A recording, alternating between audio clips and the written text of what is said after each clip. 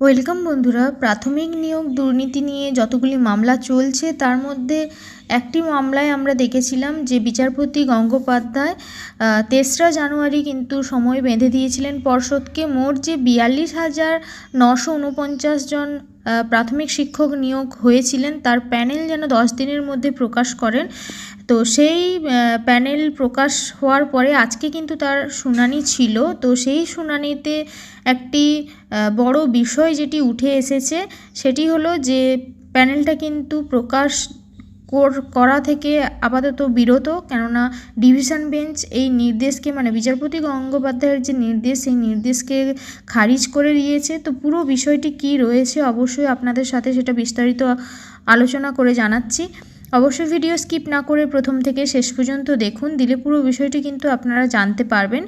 তো যেটা প্রসঙ্গত বলা যায় যে প্রাথমিক নিয়োগ সংক্রান্ত মামলায় একটা কিন্তু বড়সড় রকমের আপাতত স্বস্তি পেল পর্ষদ, কেননা প্যানেল প্রকাশের যে নির্দেশ দেওয়া হয়েছিল তা খারিজ করে দেওয়া হয়েছে। এটা কিন্তু 2014 সালের টেট পরীক্ষার ভিত্তিতে 2016 সালে যে প্রাথমিকে নিয়োগটা হয়েছিল সেই নিয়েই মামলাটি চলছিল। তো সেই নিয়োগ নিয়ে বেনিয়মের অভিযোগ তুলে কিন্তু মামলা হয়েছিল কলকাতা হাইকোর্টে, এবং বিচারপতি অভিজিৎ গঙ্গোপাধ্যায় নির্দেশ দিয়েছিলেন যে অবিলম্বে যেন ওই বছরের নিয়োগের প্যানেল পেশ করা হয় এবং সেটা যেন তারা খুব তাড়াতাড়ি আদালতে পেশ করে। এবং সিঙ্গেল বেঞ্চের সেই নির্দেশকে চ্যালেঞ্জ করে কিন্তু মামলা হয়েছিল হাইকোর্টের ডিভিশন বেঞ্চে। তো বুধবার মানে আজ বুধবার বিচারপতি সৌমেন সেনের ডিভিশন বেঞ্চে এই নির্দেশ কিন্তু খারিজ করা হয়েছে, মানে বিচারপতি সৌমেন সেন এই নির্দেশ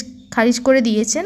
তো গত 3রা জানুয়ারি বিচারপতি গঙ্গোপাধ্যায় প্যানেল প্রকাশের জন্য সময়সীমা বেঁধে দিয়েছিলেন পর্ষদকে, এবং মোট যে 42,949 জন চাকরি পেয়েছিলেন 2014 সালে পরীক্ষার পরে 2016 সালে। তো সেই যে প্যানেলটি সেটি যেন 15ই জানুয়ারি পর্যন্ত সময় দেওয়া হয়েছিল পর্ষদকে, সেই প্যানেলটা যেন প্রকাশ করা হয় এবং হার্ড কপি সফট কপি যেন তারা জমা দেয়, এমনটাই কিন্তু নির্দেশ ছিল। তো এদিন মানে আজকে প্রাথমিক শিক্ষা পর্ষদকে বিচারপতি সৌমেন সেন প্রশ্ন করেন যে আদালত যদি কোনো ধরনের নথি দেখতে চায় তাহলে অসুবিধেটা কোথায়। তিনি বলেন যে সব নথি আপনাদের কাছে থাকার কথা, যদি আপনারাই নথির মালিক হন আদালত যে কোনো সময়ে যে কোনো নথি কিন্তু চাইতে পারে।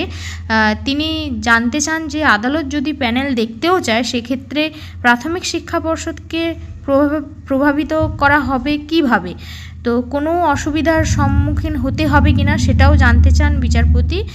তো সিঙ্গেল বেঞ্চের রায় যেটা সিঙ্গেল বেঞ্চের নির্দেশ যেটা সেটাও কিন্তু খারিজ করে দেওয়া হয়েছে। তো মামলাটি তবে ফেরানো হয়েছে বিচারপতি গঙ্গোপাধ্যায়ের এজলাসে, কারণ বাকি সব সিদ্ধান্তই তিনি নেবেন। এবার এখানেই আমার একটি নিজস্ব কিছু বক্তব্যের বিষয় যে যোগ্য যারা তাদের কি হবে, অযোগ্য যারা তাদের বাদ আদৌ পড়বে কি না, কেননা যদি এইভাবে প্যানেল প্রকাশ না হয় তাহলে কিন্তু পুরো যে বিষয়টা সেটা কিন্তু সবার চোখের সামনে আসবে না। প্যানেল প্রকাশ হলেই কিন্তু নিপুণভাবে দুর্নীতিটা হয়তো সবার চোখের সামনে আসতো। এবার জানি না বিচারপতিরা তাদের সিদ্ধান্ত অবশ্যই নিয়েছেন, তাদের ওপরেই আমাদের আস্থা আছে। তো আর নতুন কোনো পথ দুর্নীতিটা বোঝার জন্য আর নতুন কোনো পদ আছে কি না আমার জানা নেই, যদি থাকে অবশ্যই বিচারপতিরা সেই দিকেও ফোকাস করবেন। যাই হোক, এটাই ছিল আজকের একটি খুব মানে দুঃখজনক একটি সংবাদ বলতে পারো বা আপডেট বলতে পারো। এটা শুনে আমারও ভীষণ খারাপ লেগেছিল।